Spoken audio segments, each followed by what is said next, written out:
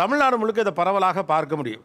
மதங்களை கடந்து அது வேறு மதம் அப்படின்னு பார்க்காம ஒருத்தர் ஒன்றிணைந்து அந்த நிகழ்வுகளை நடத்துவது. இமானுவேல் முருகானந்தம் இமானுவேலுக்கு கொடுக்கிறார். நாட்டு சக்கரை பட்டு. நீங்க அவங்களுக்கு சந்தனம் பூசுவீங்க, அவங்க உங்களுக்கு பூசுவாங்க. இது ஒரு முறை.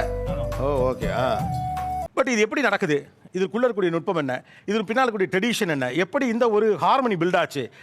குழப்பமா இருக்க. உங்களுக்கு தான் குழப்பம், எனக்கு இல்லை. ஆனால் எங்கள் வீட்டில் அல்லது நான் இந்தந்த பழக்கங்கள் பண்ணுவது உண்டு. அது வேற்று மதத்தை சேர்ந்ததாக இருக்கலாம். நான் வந்து அதை செய்வேன்.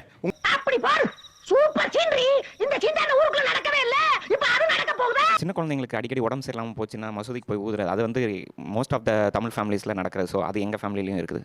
நீ சொல்றதெல்லாம் உண்மையா? உங்களுக்கோ உங்கள் வீட்லேயோ அந்த மாதிரி என்னென்ன ப்ராக்டிசஸ் இருக்குது?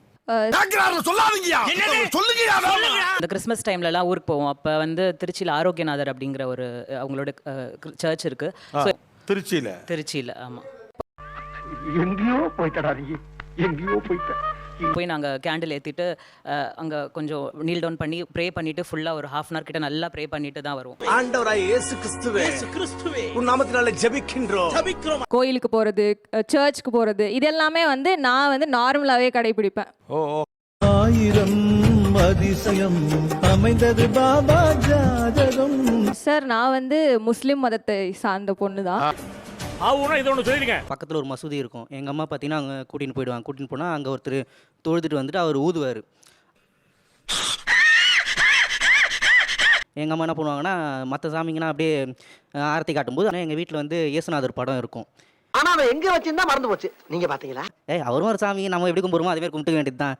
அவருக்கும் அப்படியே ஆரத்தி காட்டிட்டு வேண்டியது தான் அப்படின்வாங்க. Okay, yes. எல்லா சாமியும் கும்பிட்டு வைப்போம். ஆபத்துனா ஏதாவது ஒன்று வந்து காப்பாற்றும்ல. இது வரைக்கும் அங்கே ஒரு 300-400 கிறிஸ்தவ குடும்பம் இருக்கு. ஒரு 1500-2000 இந்து குடும்பங்கள் இருக்கு.